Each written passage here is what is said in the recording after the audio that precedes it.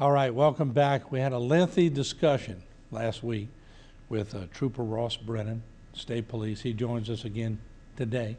And Captain Lanny Bergeron is with us today also. He's the Troop C commander, and we appreciate him coming on today. And first of all, Captain, congratulations. I haven't seen you since, but congratulations, and thanks for joining us today. Thank you. All right. I want to, first of all, get into it, because, Ross, last time you were here, we were talking roughly 9 fatalities in a little over a week, I think it was. My numbers could be a little off. Long. But then, over Thanksgiving holidays, we can add to that. Yeah. And I just want to bring you and the captain on to just sort of drive it home as somebody's not getting something, leading to a lot more death. So can you bring us up to speed on the Thanksgiving accident before we get into the conversation? So unfortunately, we weren't without tragedy this holiday season. We we want everybody to make it to their destination safe and have a good holiday season. But unfortunately, there's going to be some empty tables coming Christmas time. So Thanksgiving evening in Lafourche Parish on US 90, where 182 comes up a little bit before Des Allemands area out there. There was a vehicle with some people from Mississippi. They were trying to make a left turn on the Highway 90. And unfortunately, they were T-boned by a truck that was heading westbound. And in that crash, they had 2 occupants inside the car that was making a left. They were killed. They also had 2 other occupants in the truck that was on US 90 heading westbound. They were killed. Unfortunately, those people in that in the vehicle that struck the one making the left, they weren't wearing a seatbelt and they were ejected during the crash there. So I mean, something as simple as 3 seconds buckling up maybe could have prevented that from happening. Yeah. Now look, we're not naive to the fact that there's some crashes that you can't survive even wearing a seatbelt. But just wearing a seatbelt is one of your greatest things that you can do in the vehicle to proactively help reduce injuries and also possibly reduce fatalities. So yeah, unfortunately, over the Thanksgiving holiday period, I mean, we had just one crash. We have 4 people that were taken away in that one incident, and even statewide, we had 13 fatals statewide over the Thanksgiving holiday period. Last year, we only had 8 statewide, and even breaking it down to Troop C, last year we only had 2. So we doubled our fatal count compared to last year. Looking at this year, now granted, I mean we had COVID and stuff last year, so there weren't as many people on the roadways. But even more so now. Traffic congestion from the hurricane, everything going on now on the highways. I mean, everybody knows that's kind of the talk. The traffic's so bad everywhere you go. So I mean, and where this fatality took place is a tough. It's a challenging intersection right there. They got they got posted signs, stop signs, and the vehicle that was making the left, she was stopped beforehand, and just for whatever reason failed to yield when they went to make that left turn and got T-boned. But it's a challenging intersection right there. But I mean, and one thing too is don't get in a rush. I understand there's a lot of traffic and stuff on the highways right now, but don't feel pressured. We don't know all the details with this crash, but just in general, don't feel pressured at some of these intersections. You might have somebody honking the horn behind you. You might think that you don't have enough gap. If you don't feel like it's safe to go out in the traffic, don't go. It's not worth risking whether injuring yourself or even worse or somebody else. So whenever you come up these intersections, just go whenever you feel like it's safe. Like I said, it's not worth trying to get into another crash just because you're trying to jump out there in the traffic. Yeah, let me turn to Captain Bergeron, because you know the area. You're from here, from around here.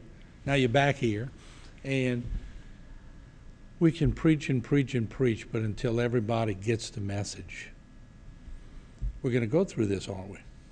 Yes, we are. I mean, it's sad when we have loss of life, especially in these, which a lot of people don't understand. On the 19th and 20th, one of the nights that we worked, we had 7 fatalities. And what stuck out to me out of that, 6 of the 7 were under the age of 25. And that hits home to me because I have 3, 25 to 19.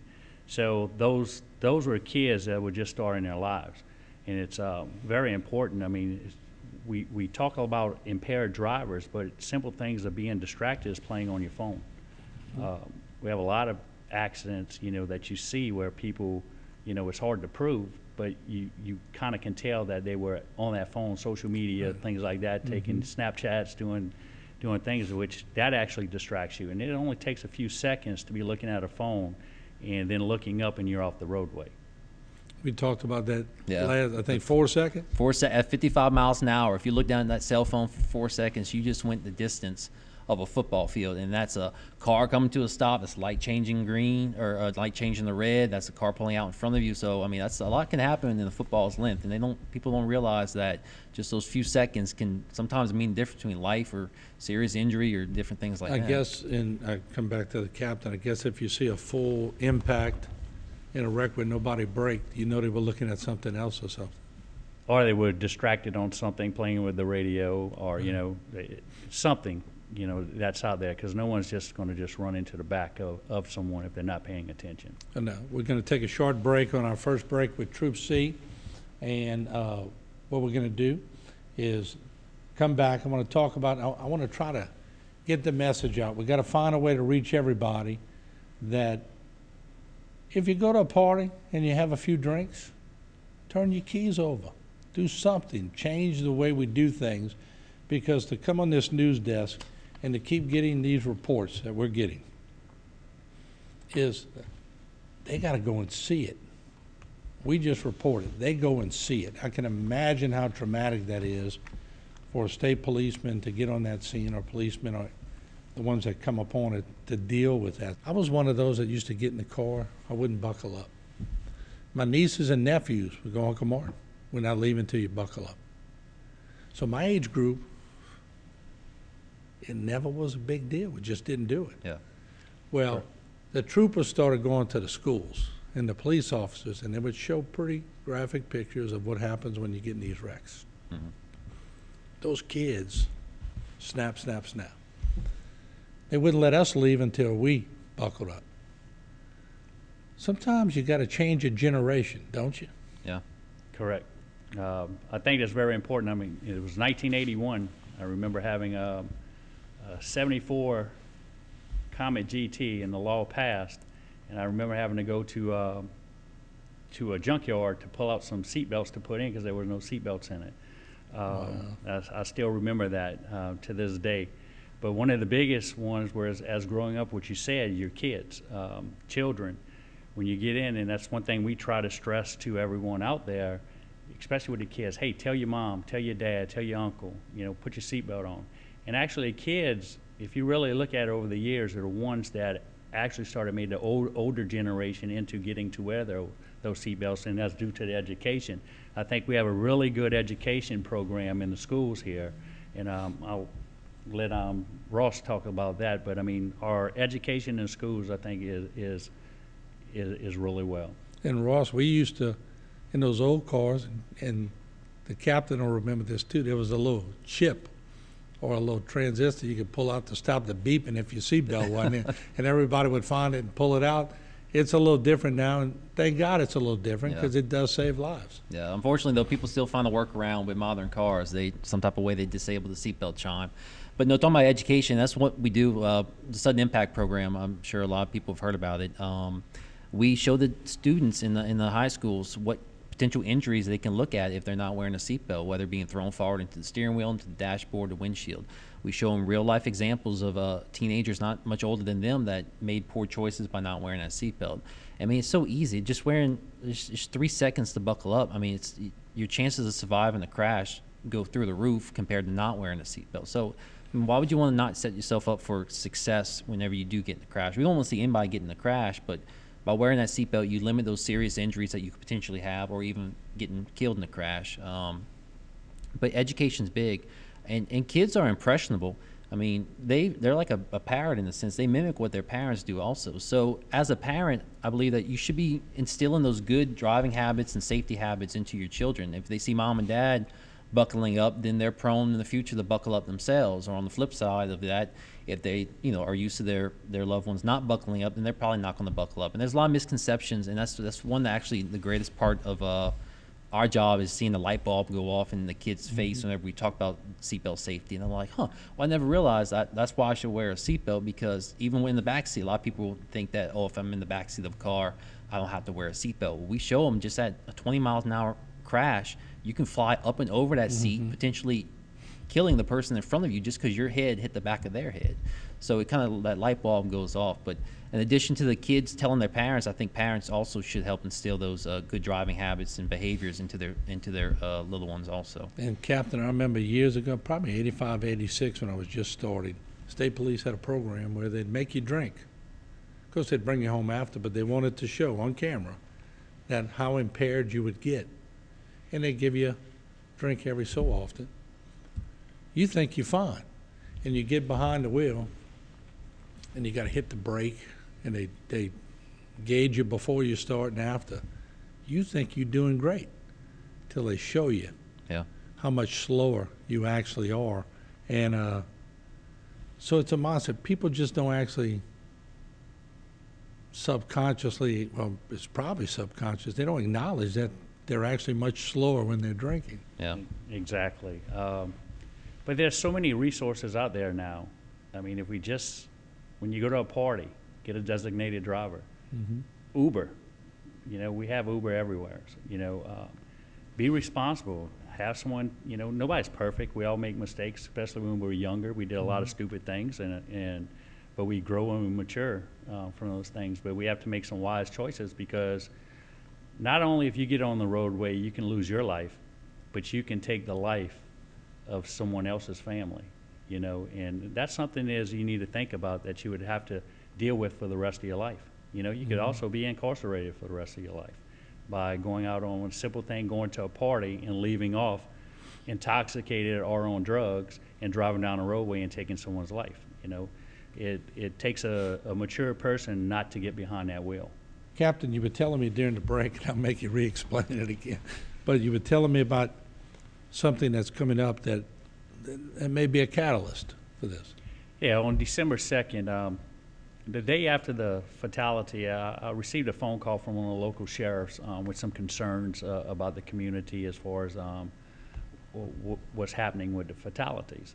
So we spoke a little while. So I came up with a plan. It's kind of like put it together like a summit where we're going to bring together all the local law enforcement and DA's office, and we're going to meet, and we're going to discuss what's happening. You know, and we're going to try to come up with some type of plan of enforcement, some type of education, engineering of the roadways, as far as where we see problem spots, and to come up with some ideas of what we're going to do out there. I think media has a lot to do with this that can help. I remember being a young trooper, and I'm sitting on the interstate in Lafayette, and I'm listening to the radio station, and the radio personnel, he goes, well, there's a trooper sitting in the meeting at milepost 109. Well, I got my feelings hurt. I was like, well, he just told him right where I'm at. Right. Well, talked about that maturity was later on, I thought about it. I said, well, actually what he did was a service to everyone, because what he did was, it's not about writing tickets. It's about slowing people down and getting people with the knowledge, you know, to say, hey, there's someone out there. So I believe that we need to be seen. That's why I think why we drive our units home is another reason you're seen, even sometimes when you're off duty. So media has a lot to do with it, and this is what we're going to do. We're going to try to partnership with the media once we formulate our plan during this meeting. And I think it's going to be very beneficial to the community, and some of the ideas, you know, that we're going to come up with. If you have everybody on board, it works. Okay, you know, again, there's no I in team, and team is a big thing. I'm building good rapport with the local law enforcement here. I'm fairly new. I came in, and Hurricane Ida hit 3 weeks later after I was promoted. So yeah, welcome aboard. Huh? Yeah, yes. So many nights, but now we're having the fatalities, and we're going to have to attack that. And I think if the community comes together with law enforcement and the media, I think it could be a win-win situation. Yeah, you make a good point, and I'll turn to Brennan too. I remember when they would come out with the checkpoints, and they would send us the releases before and say, here's where the checkpoints could be at. Yeah. They wouldn't tell you the exact location, but they would just tell you a vicinity. Yeah. Phones would start buzzing. Maybe there should be more than one checkpoint. Maybe 4, huh? Yeah. North, east, west, and, you know, wherever you could you could put them, but you're right. It's about getting everybody on the same team. And Yeah, I think that, like I said, it's a group effort for sure. I think drivers on the highways need to make better choices behind the wheel. Slow those speeds down, wear those seatbelts, don't drive impaired, whether on drugs or alcohol. I mean, just doing that can probably prevent a lot of these tragic instances from happening. But like you said, a partnership. I mean, if we have multiple agencies coming together, I mean, we all do the same job. I mean, it's public safety, right?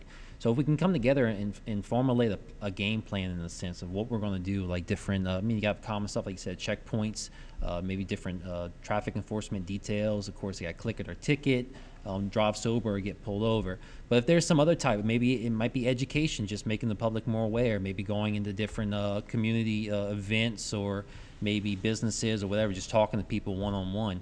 And just like I said, talking like with the schools and stuff, seeing that light bulb go off and finally putting the pieces together, like, oh, that's why I shouldn't be doing that. It's not just beating rules into people's head, but let them make that personal realization that I shouldn't do this, one, because maybe I have loved ones at the home or different things like that. But I think it's definitely a team effort in addition to the public, just having the personnel, law enforcement personnel is coming out together. And I mean, we got to come up with something. I mean, 13 within just the past month is, that's a lot. it is. And we're having more on our roadways now of not just alcohol. Drugs are very prevalent everywhere. And we're going to start taking a harder look at that using our DREs, drug recognition experts out there. And that's something we want to speak with, because I know the sheriff's departments and police departments have DREs available. We're going to speak about a couple laws at this meeting, and then once we formulate a plan of what we're going to go with, and then it's when we're going to start inviting the outside, like community, to get the messages across, like MAD, our local boards that we have, Safety coalitions. So this is the first initial step, and hopefully it'll go from there. All right. Well, we appreciate both of you being here. And Captain, nice meeting you. Nice meeting on you. the set here at Bayou Time. I appreciate that. And of course, Trooper Ross Brennan, thank you so much, No too. problem. We're going to get those numbers down. We got to. There's no doubt about it. And hopefully you're watching out there. Just make some plans. If you're going, listen to a band, and you can have a few cocktails, designated driver. It's pretty simple. So you just have to follow through with it. We'll take a break, a lot more in weeks to come on this same topic. Don't go away.